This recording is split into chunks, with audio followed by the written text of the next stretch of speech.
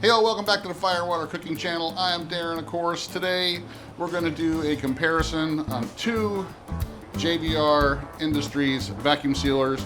We've got the JVR Vac100, which is the first chamber sealer they released, and now we've got the new JVR Vac110, which is a part of another line that they've actually released within the last year or so. So we're going to compare these two, show you what the difference is. I'll be right back.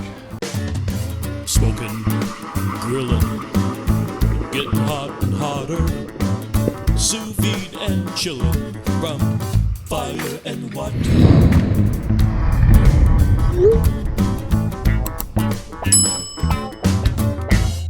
Alright guys, if you hear some chimes ringing, that's because it's a little windy out here today and it's getting towards later in the afternoon, so I wanted to get this video in because I have both of these units out here and ready to go. So like I said, on the right here you got the Vac100. This is the first chamber sealer that JVR released, geared more towards the home user, and I would say slightly smaller type commercial type use. It is my favorite go-to chamber sealer for what I use it for. And now they have the they've added to the Vac100 line, which this is the Vac110 here on the left.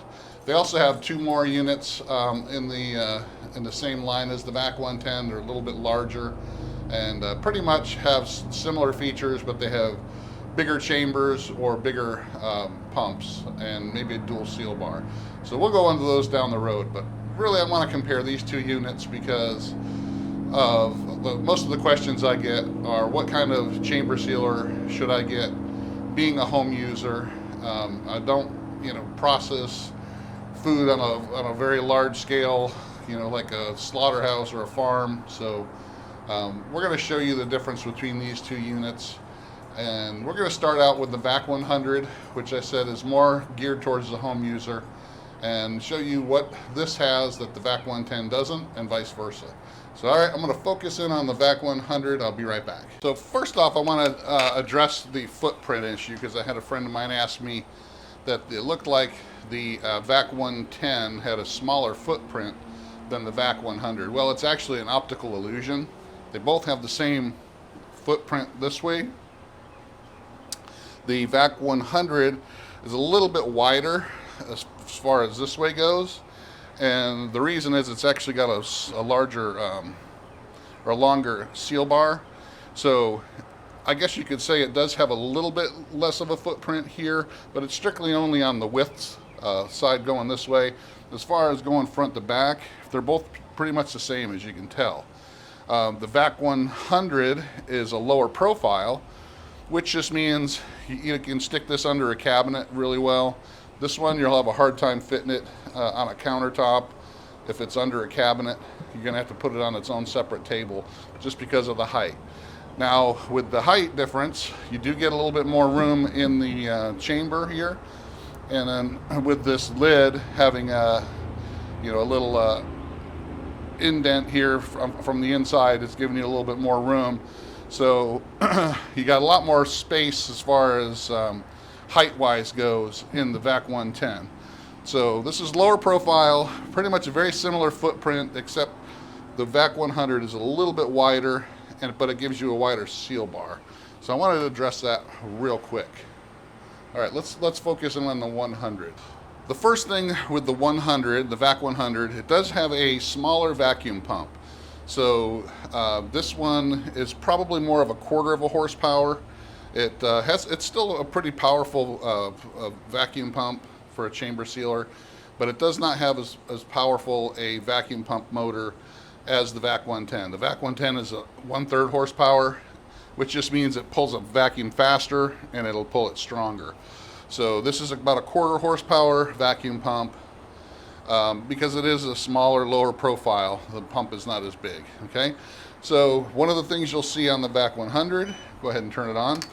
It has a little LCD panel here. It does not have any kind of analog pressure gauge. It strictly has, the pressure gauge is right here on the LED screen, and when it starts pulling the vacuum, this little gauge will kind of start climbing, and it'll show you here on what the pressure is inside the chamber.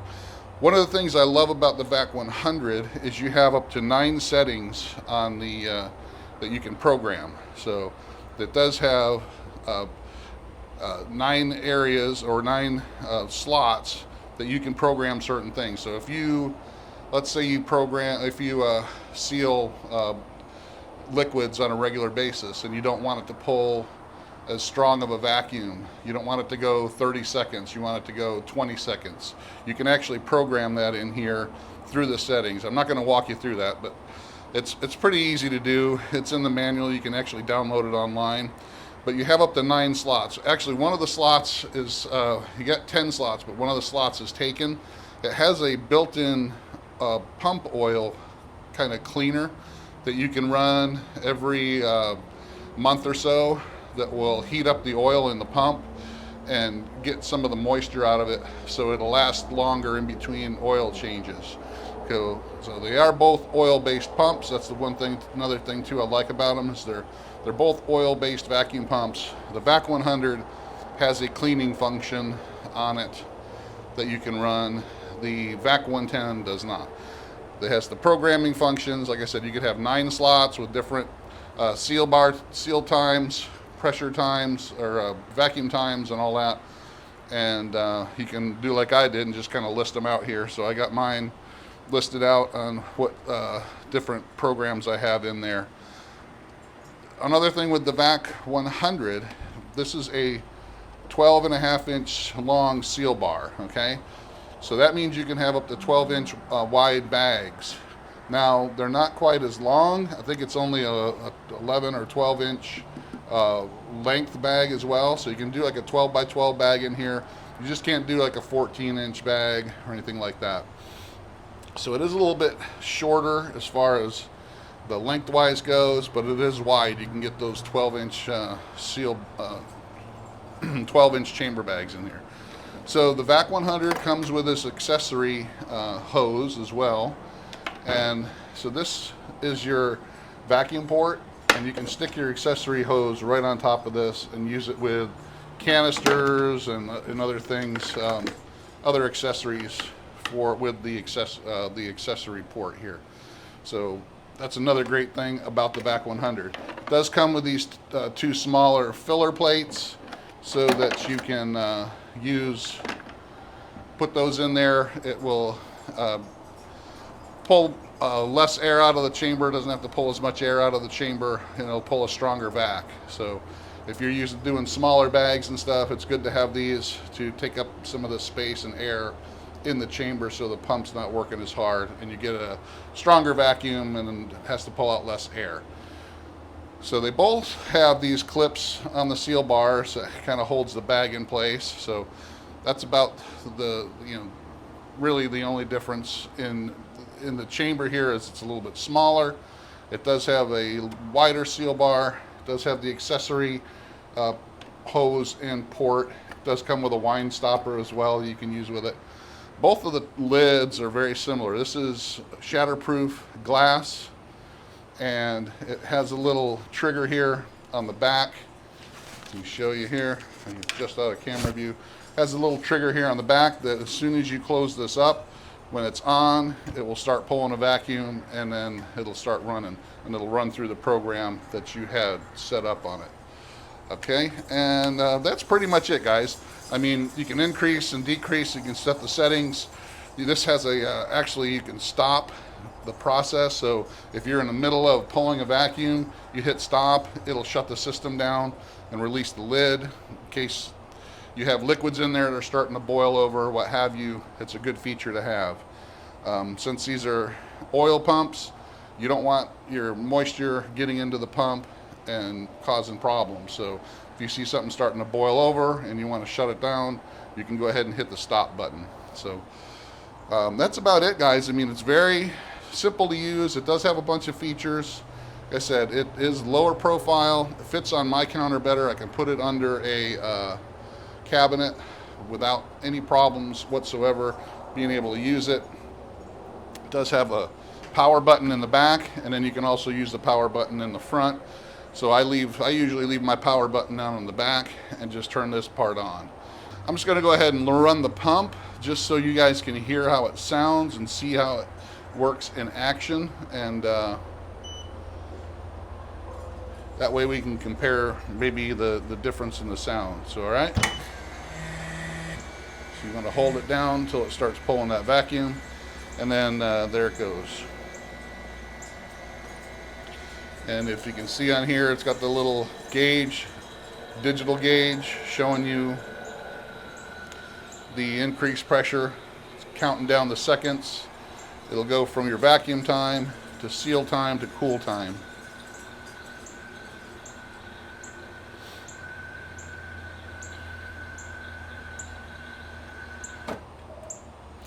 Get the seal bar comes up, seals your bag, cools the bar down, releases the pressure, and there we go. So not very loud, quiet. Like I said, it's this is more geared towards a home user that maybe a light commercial type use, but definitely has the power of a chamber sealer.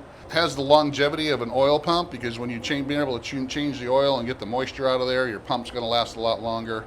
And just a lot of great features. The programmability of it, the built-in cleaning, oil cleaning function. It's going to let you your pump last a lot longer as well. So just that's your Vac100, guys. So like I said, I suggest this to anybody who's looking to get into chamber sealers that has some little bit of space on their countertop and wants to use it on a weekly basis. If you're just going to use a vacuum sealer once every couple weeks or so, probably not for you.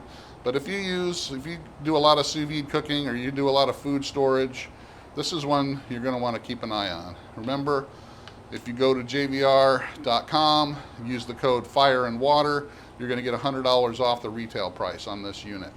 So that's it. Let's go take a look at the Vac110 and see how that's different from this one. So remember, like I said, they're pretty much the same length as far as that goes, but the Vac110 is just a little bit shorter on width-wise here. So I would say a good 1.5 inches or so shorter on the width-wise.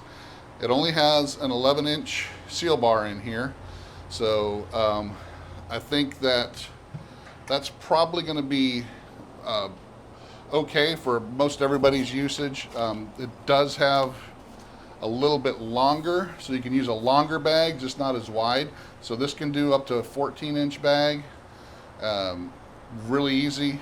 And like I said, you're going to give up a little bit on the width, but as you can see, compared to what the Vac100 was, the seal bar in here is a little tighter, so it's right up against the wall, but that is a 11-inch seal bar.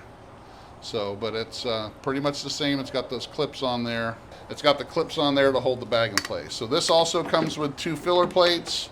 They're a little bit bigger.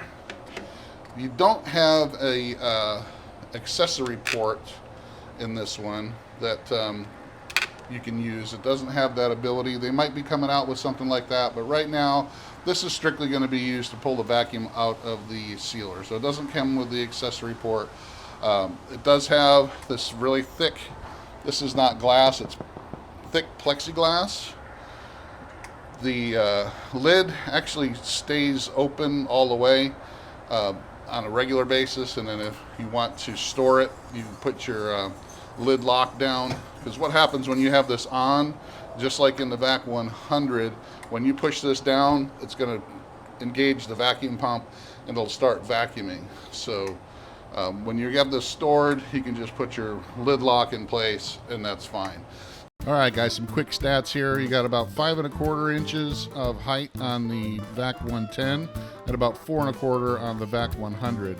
The chamber on the Vac110 is made out of steel. The chamber on the Vac100 is composite plastic, so that makes it a little bit lighter. The Vac100 is about 44 pounds.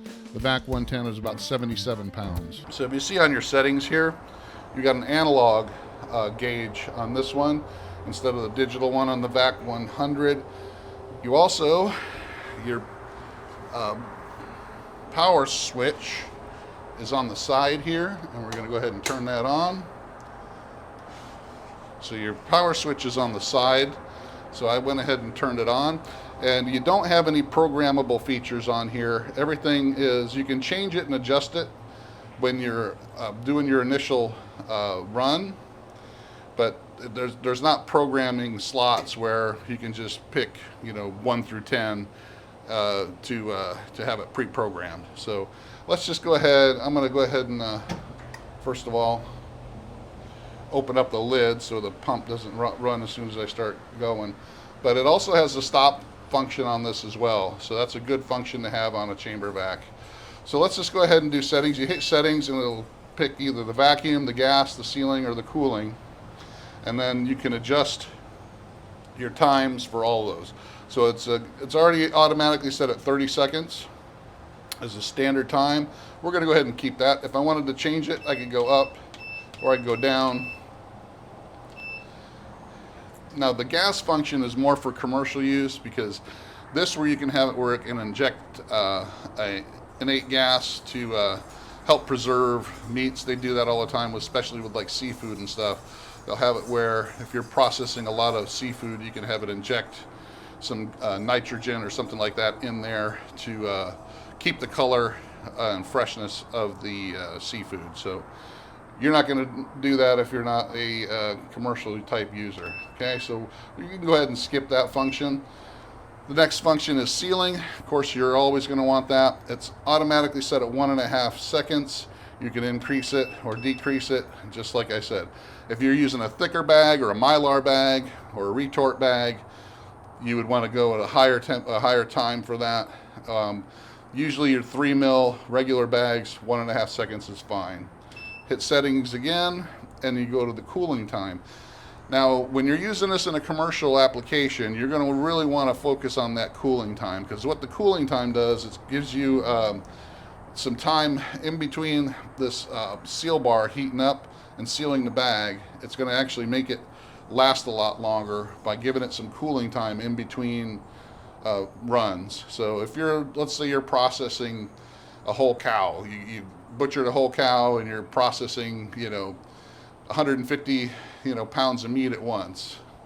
You're going to want to give it a little bit of time in between seals so that it doesn't burn out your seal bar, and that's what the cooling time is on here. So it's set at 3 seconds. If you're doing a lot of runs and you're doing heavier bags where the seal bars or the sealing time is longer, you're going to want to increase that time. I wouldn't suggest ever decreasing that time. I would say, if anything, you want to increase it if you're using it on a really, really heavy basis. So, and that's pretty much it, guys. Once you get those things done, you're ready to go. All you have to do is drop your lid down and it starts pulling a vacuum. And you can hear, or not hear, the pump. See your analog dial. It's showing you how much pressure is being removed. Your timer's counting down. Once it gets down to 0, so it'll move down to the next function. And we're already zeroed out as far as the vacuum goes.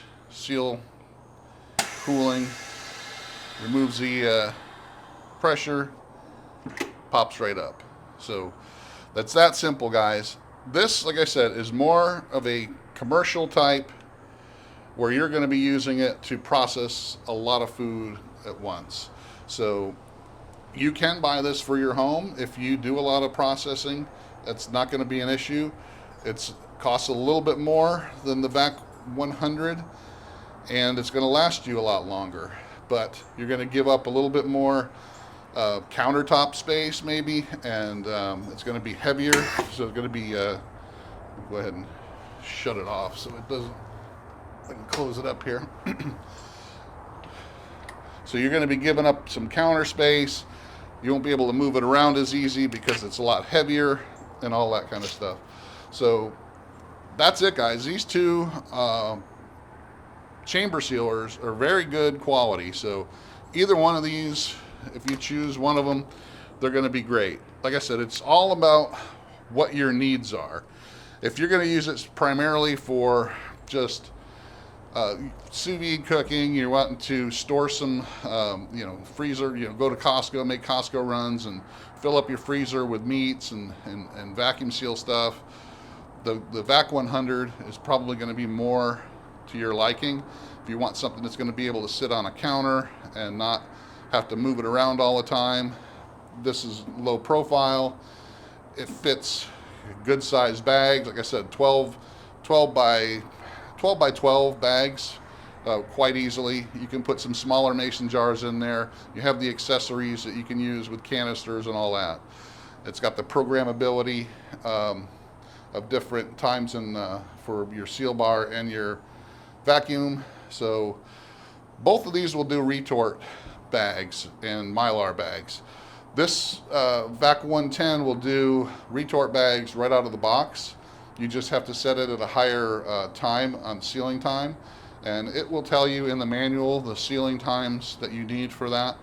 The Vac100 can also do retort bags, but there's a separate retort bar that you want to buy that's only about 50 bucks. If you're going to do retort canning, then you'd want to buy that sealing bar. It's only 50 bucks extra, and it gives you the ability to do retort and Mylar bags. You can do a Mylar bag in here if you set it at a higher temperature or a higher seal time, but retort bags are a little bit different because they're pretty much a metal bag, and you're going to want to get that retort bar that's as an option on the Vac100. So that's about it, guys. Check them out. I'll have links down below. Check them out, guys. Thanks for watching. Follow me on the Fire and Water Cooking podcast. Make sure you follow the Fire and Water YouTube channel, Fire and Water on Facebook and Instagram. I'll see you again on the next Fire and Water Cooking video.